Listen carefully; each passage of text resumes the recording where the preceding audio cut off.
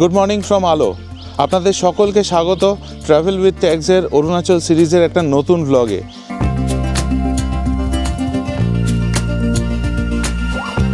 এখন আমরা আছি আলোতে, এই হোমস্টেতে। এটা হচ্ছে লিনিয়া হোমস্টে। আমরা যখন ডিব্রুগড় থেকে আলো এসেছিলাম আমরা এখানেই ছিলাম, আজকে আমরা এখানে আছি। আর চারপাশটা সকালবেলা আপনাদের দেখিয়ে দিই। এই হচ্ছে লিনিয়া হোমস্টে। পিছনে দেখুন পাহাড়টা কি অসাধারণ, ওপরে মেঘ জমে রয়েছে। আর এ পাশটা দেখুন, এরকম সুন্দর লাশ গ্রিন ফিল্ড। আর এইখানে হচ্ছে একতলায় আমাদের রুমগুলো। সকালবেলা রুমগুলোর থেকে জানলা খুলে, দরজা খুলে এই যখন সবুজ মাঠ দেখলাম, কি অসাধারণ লাগলো। আমি সত্যি ভাবছিলাম যে আমরা কলকাতায় থাকি, কলকাতায় যদি সকালবেলা জানলা খুলে কংক্রিটের জঙ্গল না দেখে এইরকম সুন্দর গাছপালা দেখি, মনটা কত আনন্দ হতো। মানে এটা কি সত্যি আমরা করতে পারি না? আমাদের কলকাতায় এরকম গ্রিনারি গড়ে তুলতে পারি না? এত গাছ পুঁততে পারি না? নিশ্চয়ই পারি। সেটা সকলের নজর রাখা উচিত। তো এখান থেকে এখন আমরা ব্রেকফাস্ট করে বেরিয়ে যাব টুয়ার্ডস জিরো। তো আপনারা সঙ্গে থাকুন, দেখতে থাকুন আমার ভ্লগ। আপনাদের সব রকম তথ্য দেবো এই আলো থেকে জিরো যাওয়ার রুটের ব্যাপারে, এবং মোট দুরাত্রি আমরা জিরোতে থাকবো, আজ রাত এবং কাল রাত। পুরো ঘুরিয়ে দেখাবো, সঙ্গে থাকুন, দেখতে থাকুন ভিডিওটা। এই হোমস্টের বাগানে কত ফুল গাছ রয়েছে দেখুন। আরেকটা জিনিস যেটা আমাদের মুগ্ধ করে দিচ্ছে সেটা হচ্ছে সকাল সকাল উঠেই চারিদিকে বিভিন্ন গাছ থেকে ভেসে আসা পাখির ডাক। কি অদ্ভুত লাগছে, আপনাদের বলে বোঝাতে পারবো না। বিভিন্ন পাখি কন্টিনিউয়াসলি ডেকে চলেছে চারিদিক থেকে, অদ্ভুত। সার্ভ করে দিয়েছে আমাদের ব্রেকফাস্ট, ব্রেড অমলেট আর সেদ্ধ ডিম। এখন বাজে 9:40 আর আমরা আলো থেকে রওনা হয়ে গেলাম জিরোর উদ্দেশ্যে। জিরোর ডিস্টেন্স আলোর থেকে হচ্ছে 280 কিলোমিটার, আর সময় লাগার কথা 7 ঘন্টার মতো। আর অসাধারণ জায়গা কিন্তু এই আলো। দুরাত থাকলাম এখানে আমরা, যদি একটানা থাকিনি। আসার সময় এক রাত থেকেছিলাম আর গতকাল রাত থাকলাম। দুর্দান্ত লাগলো। এখানে ভবিষ্যতে আবার আসার আমাদের সকলের ইচ্ছে রইল। আর গতকাল রাতে জিরোতে আমরা যে হোমস্টেতে থাকবো তার ওনারের সাথে কথা বললাম। উনি বললেন আলো থেকে জিরো অবধি রাস্তা মোরাললেস ভালোই, কিছু কিছু জায়গায় হয়তো রাস্তার কাজ হবে বা হচ্ছে, সেই জায়গাগুলো একটু সময় লাগবে, না হলে রাস্তা ভালো। আর ওয়েদারের ব্যাপারে বলে দিই, এখন কিন্তু ওয়েদার খুব ভালো, বাইরে ঠান্ডা ঠান্ডা হাওয়া দিচ্ছে আর বৃষ্টি হচ্ছে না। আর এই যে রাস্তার দুপাশে লাল দেওয়াল দেখতে পাচ্ছেন, এটা হচ্ছে আলোর রামকৃষ্ণ মিশন ক্যাম্পাস। বিশাল জায়গা নিয়ে তৈরি। এখন বাঁদিকের ক্যাম্পাসটার জমিটা শেষ হয়ে গেছে, কিন্তু ডান দিকে দেখুন লাল দেওয়ালটা এখনও চলছে। এই পুরো জায়গাটা হচ্ছে আলোর রামকৃষ্ণ মিশনের ক্যাম্পাস। এখানে দেখুন বাঁদিকে লেখা রয়েছে রামকৃষ্ণ মিশন আলো। আপনাদের কাছে প্রথমেই আমার একটা ছোট্ট রিকোয়েস্ট, যদি আপনাদের এই ভিডিওটা ভালো লাগে তাহলে প্লিজ আমার YouTube channel travel with tags subscribe করবেন। এখানে একটা ডাইভারশন আছে ছোট্ট, রাস্তার কাজ হচ্ছে, ফ্লাইওভার তৈরি হচ্ছে। আর যে জায়গাটা ডাইভারশন সেটা খুবই ছোট জায়গা। এবার দেখুন সামনে একটা ট্রাক এসে গেছে, আমরা আটকে গেছি। আর ট্রাকের ওপর একটা আবার ক্রেন তোলা রয়েছে।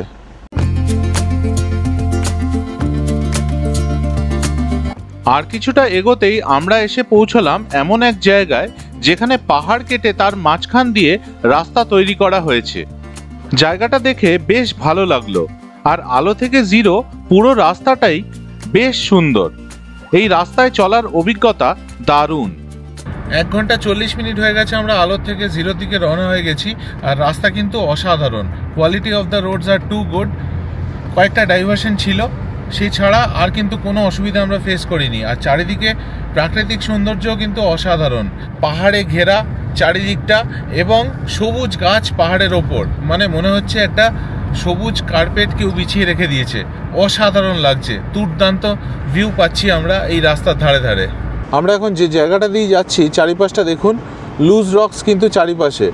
আর রাস্তার ধারে মার্ক করা রয়েছে যে রোলিং স্টোনস বলে। একটু আগে দেখলাম একটা গাছ ওপর থেকে এসে পুরো রাস্তার ওপর পড়েছে। খানিকটা জায়গা ছিল, সেখান দিয়ে আমরা বেরিয়ে এলাম। আর এই জায়গাটা দেখুন পুরোপুরি ধস নামার জায়গা, যে কোনো সময় পাথর পড়তে পারে ওপর থেকে। এটা একটু রিস্কি জায়গা, কিন্তু যে রাস্তাটা দিয়ে আমরা যাচ্ছি সেটা কিন্তু খুব ভালো। আর যেরকম দেখতে পাচ্ছেন এই পাহাড় কেটে মাঝখান দিয়ে রাস্তা বানানো হয়েছে।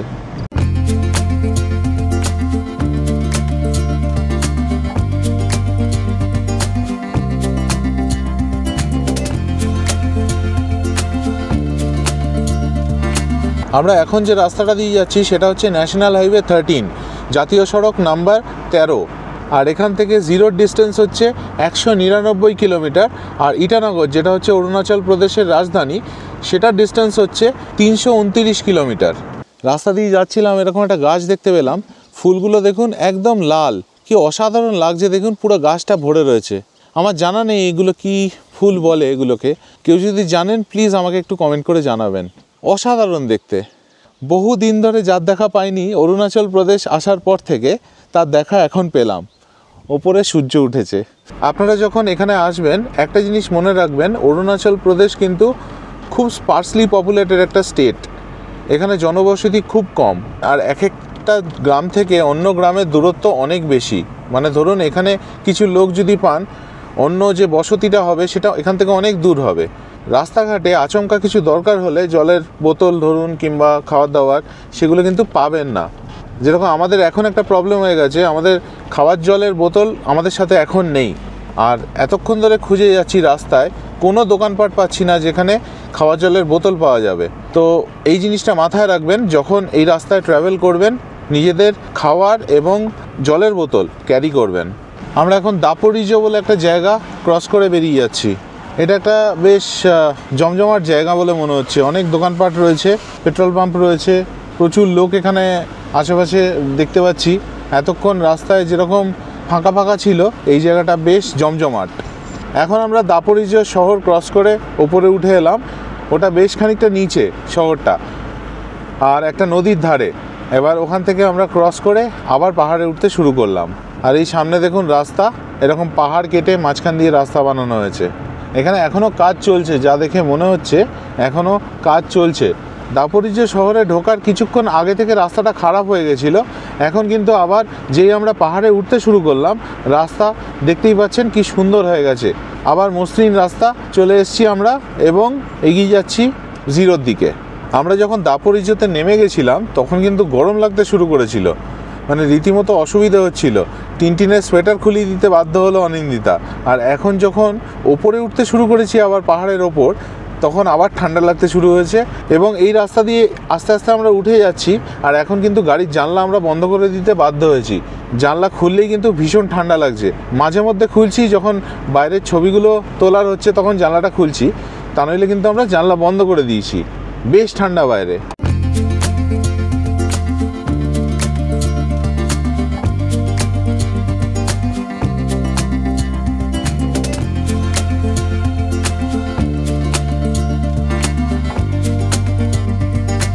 অরুণাচল প্রদেশে আসার পর আমরা এই প্রথম সূর্য দেখতে পেলাম আকাশে। আমরা এখন ওল্ড জিরোর থেকে 8 কিলোমিটার দূরে। তো যখন আসছিলাম দেখলাম এরকম ফগে ঢেকে গেল রাস্তাটা। তো আমরা ভাবলাম যে আজকে হয়তো ওয়েদারটা এরকম বলে ফগে ঢেকে গেছে। তার কিছুক্ষণ পরে রাস্তার সাইডে একটা বোর্ড দেখলাম যেখানে লেখা রয়েছে এনজয় ফগি জোন। তার মানে এই জায়গাটা এরকমই থাকে, আলো থেকে জিরো পৌঁছানোর আগে এই রাস্তাটা সবসময় তার মানে ফগিই থাকে। আর কি সুন্দর লাগছে দেখুন, ভিজিবিলিটি কিন্তু অত্যন্ত কম এবং চারপাশটা পুরো ফগে ঢেকে গেছে। আর তাছাড়া প্রচণ্ড ঠান্ডা এখন। এতক্ষণ যে কম ঠান্ডা একটা ব্যাপার ছিল, এখন কিন্তু ভীষণ ঠান্ডা। আর এখন আমরা ওল্ড জিরোর থেকে 7 কিলোমিটার দূরে আছি মাত্র। এখানে এতটাই ঠান্ডা যে আমি গাড়ির বাইরে হাতটা বার করে এই ছবিটা তুলছি, আমার হাত কিন্তু জমে যাচ্ছে। এখন বাজে 5:10 আর আমরা পৌঁছে গেলাম জিরো। এটা হলো বেসিক্যালি ওল্ড জিরো। আর বাইরে কিন্তু ভালো ঠান্ডা আছে, আলোর থেকে বেশি ঠান্ডা। ইনফ্যাক্ট তা হওয়ারই ছিল, কারণ জিরোর হাইট আলোর থেকে বেশি। আর যেরকম দেখতে পাচ্ছেন একটা জমজমাট শহর, প্রচুর লোকের বাস এখানে, অনেক দোকানপাট চারিদিকে, বেশ সুন্দর লাগছে। এবার আমরা এগিয়ে চলেছি আমাদের হোমস্টের দিকে। এই হোমস্টেতে আমরা আজকে আর কালকে থাকবো। পৌঁছে আপনাদের পুরো হোমস্টে ঘুরিয়ে দেখাবো। আর চারপাশটা দেখুন এখানে কি সুন্দর। আমরা জিরো ভ্যালিতে ঢুকে পড়েছি, আর চারপাশে পাহাড়, বড় বড় পাহাড়। আমাদের সামনে যেরকম বড় বড় পাহাড় দেখা যাচ্ছে, আমাদের লেফট হ্যান্ড সাইডেও কিন্তু বিরাট বড় বড় পাহাড় রয়েছে। এখন বাজে 5:25 আর আমরা এসে গেছি আমাদের হোমস্টে জিরোতে। এটা হচ্ছে এডিজ অর্চার্ড হোমস্টে। আপনাদের দেখিয়ে দিচ্ছি এই হোমস্টে, কি অসাধারণ প্রপার্টি, জাস্ট একবার দেখুন। এই হলো আমাদের হোমস্টে, কি অসাধারণ লাগছে দেখুন। এখানে দুটোই রুম আছে, ওপরে একটা আর গ্রাউন্ড ফ্লোরে একটা, আর একটা ডরমেটরি টাইপ আছে যেটায় 4টে বাঙ্ক বেড আছে। এই হচ্ছে প্রপার্টি। ওই সামনে পার্কিং। চলুন পেছন দিকটায় যাওয়া যাক। এই যে সামনে দেখতে পাচ্ছেন, এখানে এদের নিজস্ব চাষবাসের কিছু ব্যবস্থা রয়েছে। আর ওই হচ্ছে কেয়ারটেকার্স কোয়ার্টার। কেয়ারটেকাররা মোস্ট প্রবাবলি নিচে থাকেন, আর ওপরের রুমটা যেটা রয়েছে ওখানে ড্রাইভারদের অ্যাকোমোডেশনের ব্যবস্থা রয়েছে। এটা হচ্ছে আমাদের রুম। ঢুকেই এখানে একটা খাট, দুপাশে দুটো সাইড টেবিল, আর পেছন দিকে জানলা আছে, এখানে একটা ওয়ার্ডরোব, আর এরকম কাঠের দেওয়াল, ওপরে লাইট রয়েছে। খুব সুন্দর পরিষ্কার পরিচ্ছন্ন রুম, আর খুব ভালোভাবে ডিজাইনড, খুব ভালোভাবে ডেকোরেটেড। এই রুমের সাথে এই হিটারটা কিন্তু ইনক্লুডেড, যেটা এখানে খুবই কাজে লাগছে। এবার আপনাদের বাথরুমটা দেখিয়ে দিই। ওই পাশে স্নানের জায়গা, ওপরে গিজার, নিচে কমোড, এই পাশে বেসিন আর আয়না। খুব সুন্দর পরিষ্কার পরিচ্ছন্ন বাথরুম। গ্রাউন্ড ফ্লোরে এই যে আমাদের রুমটা আছে, সেটার প্রাইস হচ্ছে 2500 পার নাইট। আমাদের আরেকটা রুম আছে, সেটা ফার্স্ট ফ্লোরে। চলুন সেটা আপনাদের দেখিয়ে আনি। এটা হচ্ছে ফার্স্ট ফ্লোরে আমাদের রুম।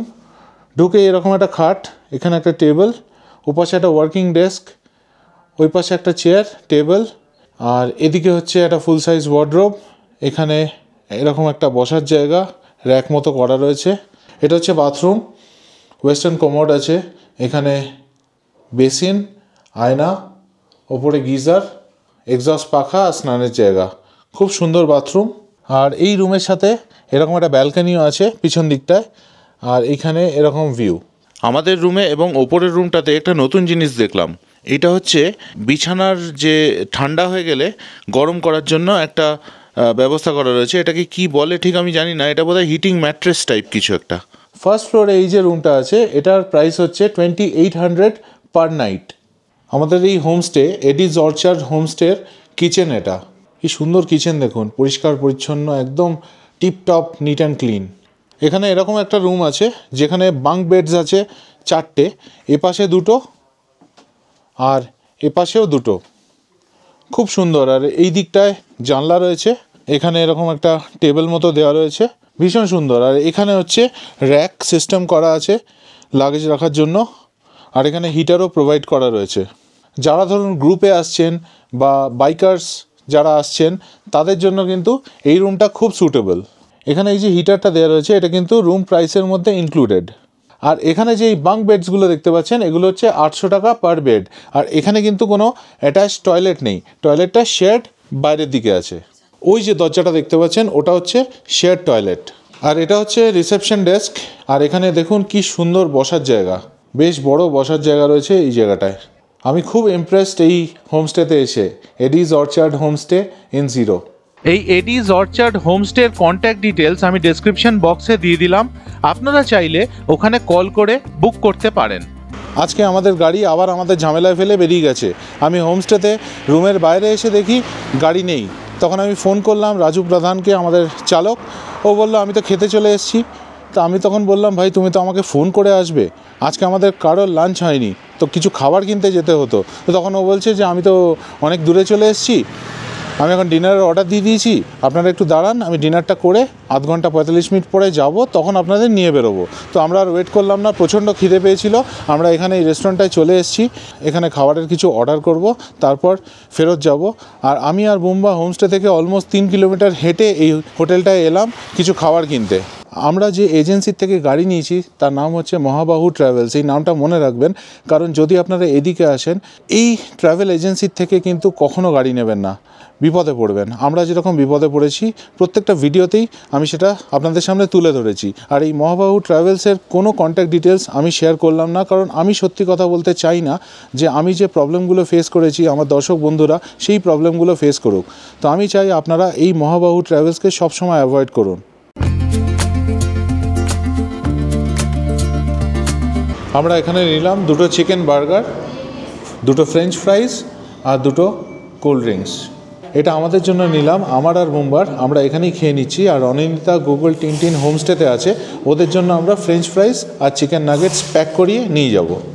আবার হেঁটেই আমরা হোটেলে ফিরি, আর এসে দেখি আমাদের চালক রাজু প্রধান হোটেলে ফিরে আমাদেরকে ফোন না করে আর আমাদেরকে মার্কেট থেকে নিয়ে না এসে নিশ্চিন্তে ঘুমোতে চলে গেছে। ওর দায়িত্ববোধ দেখে আমরা অবাক হলাম। আমরা এখন এখানে ডিনার করতে এসেছি, যার অর্ডার আমরা আগেই দিয়ে দিয়েছিলাম। এখানে ডাল দিয়েছে আর প্রচুর ভাত দিয়েছে, যা আমাদের জন্য অনেক বেশি। আমরা ওনাদের বললাম যে আমাদের যতটা দরকার আমরা চামচ দিয়ে তুলে নেব, বাকিটা ওরা যেন নিয়ে যায়। এখানে তরকারি আছে, এটাও আমাদের জন্য অনেক বেশি। আর এখানে দিয়েছে চিকেন, যা দেখেই ভীষণ ভালো লাগছে। জায়গাটা এতটাই কোজি যে আমাদের মনে হচ্ছে আমরা নিজেদের বাড়িতে বসে আছি। তাছাড়া টিভিতে বাংলা গান চলছে, মনে হচ্ছে বেঙ্গলের কোনো জায়গাতেই আছি, মনেই হচ্ছে না যে জিরোতে আছি। দারুণ অ্যাম্বিয়েন্স আর অভিজ্ঞতা, খাবারের টেস্টও ভীষণ ভালো। আজকের গল্প এই পর্যন্তই। এর পরদিন আমরা সকালে বেরিয়ে ঘুরে দেখি জিরোর আশেপাশে বিভিন্ন জায়গা। এই সব নিয়ে আসবো আমি আমার পরের পর্বে, তাই দেখতে থাকুন আমার চ্যানেল। আর ভিডিওটা ভালো লাগলে প্লিজ আমার YouTube channel travel with tags subscribe করবেন। ভালো থাকবেন।